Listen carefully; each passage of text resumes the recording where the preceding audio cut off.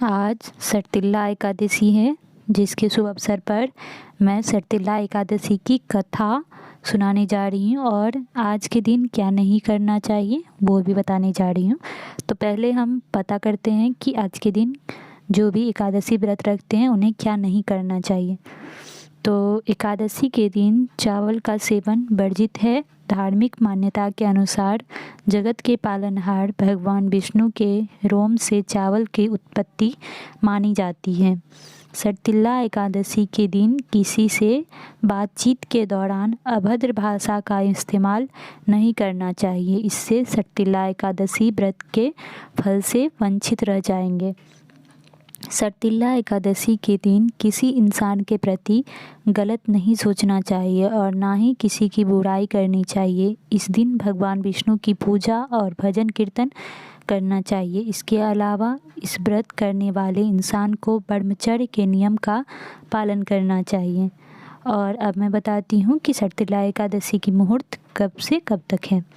तो माघ माह के कृष्ण पक्ष की एकादशी तिथि को सटतिल्ला एकादशी के नाम से जाना जाता है। दैनिक पंचांग के अनुसार सटतिल्ला एकादशी तिथि की शुरुआत 5 फरवरी को शाम 5:24 से होगी और इसके अगले दिन यानी 6 फरवरी को शाम 4:07 पर तिथि का समापन होगा। इस बार सटतिल्ला एकादशी व्रत 6 फरवरी को किया जाएगा। तो ये हुई पूजा विधि और शुभ मुहूर्त। तो अब मैं सटतिल्ला एकादशी की कथा सुनाने जा रही हूँ। पौराणिक कथा के अनुसार प्राचीन काल में एक ब्राह्मणी थी। धर्मपरायण होने के बाद भी वह हमेशा पूजा और व्रत करती थी, लेकिन कभी दान नहीं करती थी और ना ही देवी देवताओं और ब्राह्मणों को धन और अन्न का दान दिया करती थी। ब्राह्मणी की पूजा और व्रत से जगत के पालनहार भगवान विष्णु प्रसन्न थे।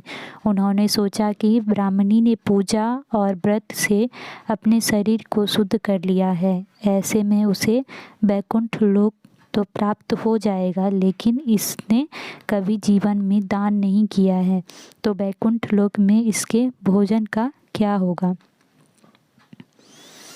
इन सभी बातों को सोचने के बाद भगवान श्री हरि ब्राह्मणी के पास गए और उससे भिक्षा मांगी।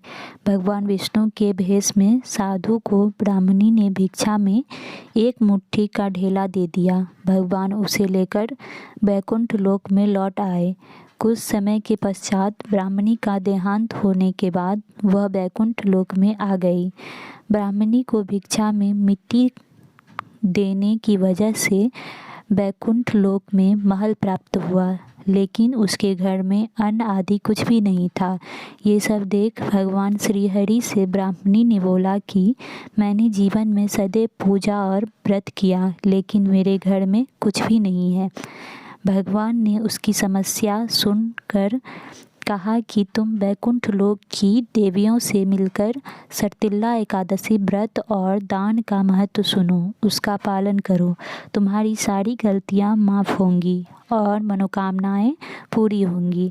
ब्राह्मणी ने देवियों से सटतिल्ला एकादशी का महत्व सुना और इस बार व्रत करने के साथ तिल का दान किया। मान्यता है कि सटतिल्ला एकादशी के दिन व्यक्ति जितने तिल का दान करता है उतने 1000 वर्ष तक वैकुंठ लोक में सुखपूर्वक रहता है।